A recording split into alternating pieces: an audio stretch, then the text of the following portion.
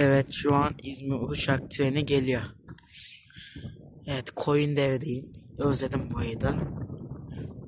Evet, geliyor. 15.400 yine.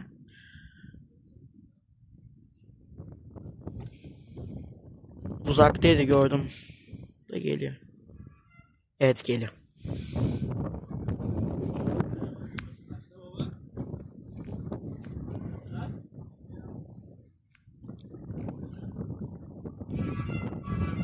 Evet, geliyor.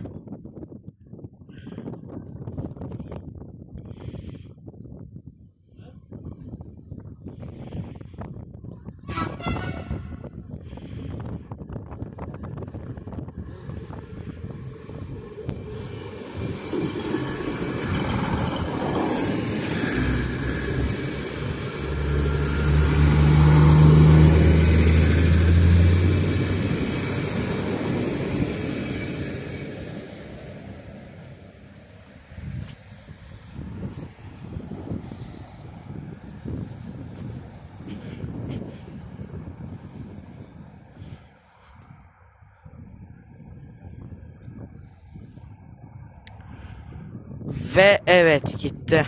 Ve evet arkadaşlar, İzmir Bandırma treni geldi ya da herhangi bir tane yük treni geldiğinde sizin değil. Evet, şu an bir tren yaklaşıyor.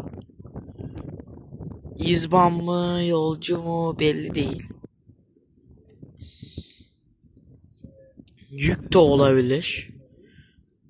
Vallahi yük gibi. Uzun bir şey var arkada.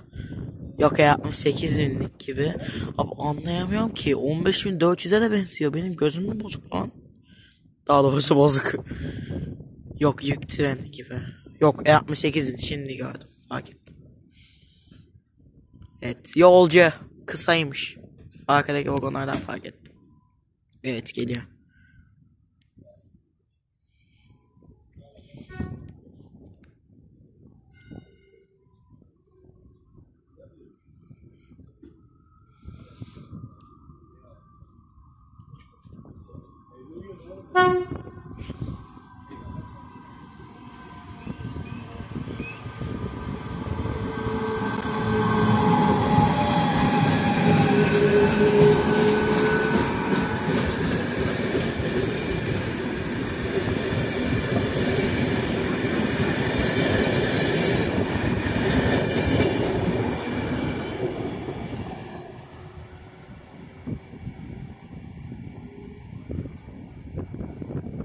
Ve evet, gitti. Ve evet arkadaşlar, şu muhabbeti beğenmişsiniz. Bir dahaki videoda görüşmek üzere. Kendinize iyi bakın. Bay bay.